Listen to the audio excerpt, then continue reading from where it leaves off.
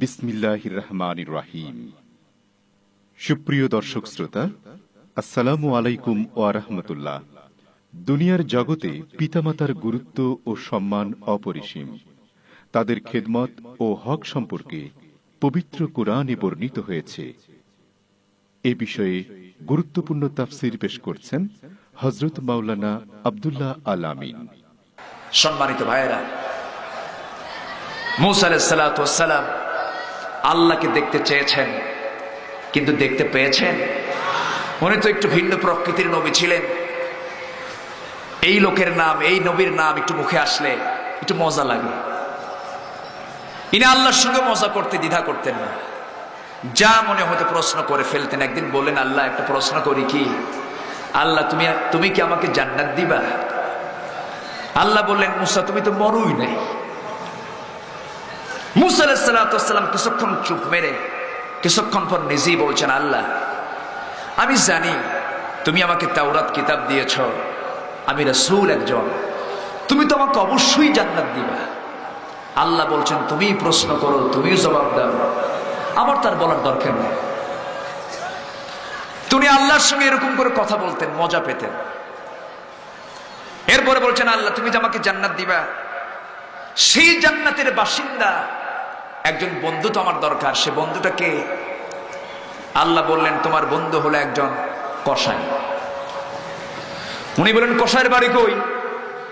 অমুক শহরে। দেখেন, প্রশ্ন কিন্তু শেষ হয়নি, কথা বলতেইছে। আল্লাহ আমি যেতে চাই তার বাড়িতে। যাও। রওনা করলেন কসাইয়ের বাড়ির দিকে। বাড়ি পেয়ে গেলেন, কিন্তু কসাইকে পেলেন না। বাড়ির ভিতরে ঢুকে দেখেন দোলনার ভিতরে একজন বুড়ি মানুষ, চামড়াগুলো কুঁচকে গেছে, বৃদ্ধের কারণে খাটো হয়ে গেছেন বুড়ি মহিলা। দোলনার ভিতরে একা একা দোল খেতেছেন, আর মূসা আলাইহিস সালাতু ওয়াস সালাম সেই মহিলার সামনে গিয়ে দাঁড়ায় আছেন। দাঁড়িয়ে থেকে সৌজন্যতা দেখিয়ে বলছেন, হে বৃদ্ধা মা, আমি আপনার বাড়িতে এসেছি।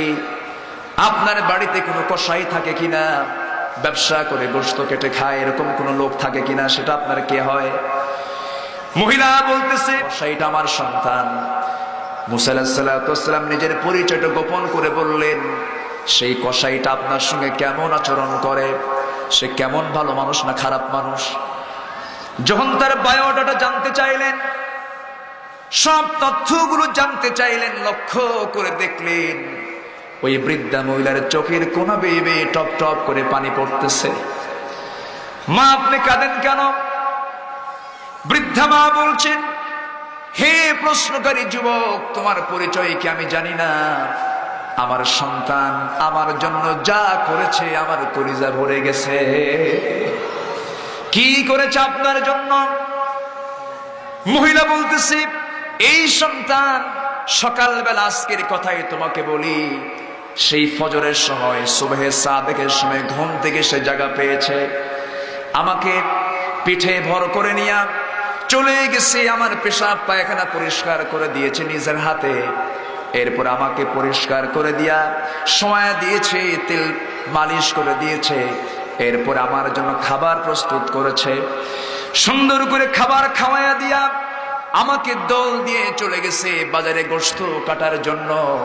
আবার বিকেলে যখন আসবে, ও প্রশ্নকারী যুবক, আমার ছেলে সেই গোশতের সবচেয়ে দামি অংশ, কলিজার টুকরাটা আমার জন্য নিয়ে আসবে, ফলমূল নিয়ে আসবে, ভুনা করে আমাকে সে রান্না করে খাওয়ায় দেবে। আমার কলিজা ভরে গেছে, সেই জন্য আল্লাহর কাছে বলি, আল্লাহ গো, আমার সন্তান যদিও কসাই হোক, কিন্তু আমার সন্তান, আমি মামার সঙ্গে যে আচরণটা করেছে, তুমি আল্লাহ খুশি হয়ে যাও। আমার সন্তান কেমন জান্নাত দিবা, যে জান্নাতের বন্ধু আল্লাহ এই জামানার শ্রেষ্ঠ পয়গম্বর মূসা হয়ে যাবে। জোরে কোন সুবহানাল্লাহ। মূসা আলাইহিস সালাতু ওয়াস সালাম এবার বলছেন, ও মহিলা, আপনি যে লোকটার সঙ্গে জান্নাতের জন্য আল্লাহর কাছে প্রার্থনা করেছেন জান্নাতের বন্ধু যেন মুসা হয়, সেই মুসা তো অন্য কেউ না, আপনার সামনে দাঁড়ানো যে ব্যক্তি, আমি সেই আল্লাহর পয়গম্বর হযরত মুসা আলাইহিস সালাতু ওয়াস সালাম। যেরকম সুবহানাল্লাহ। মায়ের দাম আছে না নাই বলেন তো? আছে। তাহলে জান্নাত পেতে হলে একটা বিষয় কিন্তু আমরা জানলাম, বাপ মার সঙ্গে ভালো আচরণ করতে হবে। সবাইকে আচরণ ভালো করব? জোরে বলেন ইনশাআল্লাহ। এই মুহূর্তে আমার মনে পড়ে গেল আল্লামা সাইদির কথা। তার বক্তৃতা শুনে কত বাপ মার অবাধ্য সন্তান বাধ্য হয়ে বাপ মার সেবা করা শুরু করলো। তিনি হচ্ছেন এদেশের আদর্শ নাগরিক তৈরি করার এক বিশাল বড় কারিগর। তিনি দেশের মানুষের জন্য যা করেছেন যুগ যুগ ধরে নয়, কিয়ামত পর্যন্ত তার নাম স্বর্ণাক্ষরে লিখিত থাকবে। কারণ তিনি কোরআনের খাদেম। কিসের খাদেম? কোরআনের খাদেম। সুপ্রিয় দর্শক শ্রোতা, এতক্ষণ আপনারা পিতামাতার গুরুত্ব ও সম্মান সম্পর্কে আলোচনা শুনছিলেন হযরত মাওলানা আব্দুল্লাহ আল আমিনের নিকট থেকে। ভিডিও পরিচালনা, সম্পাদনা ও প্রযোজনা আলী আহমদ আকন্দ।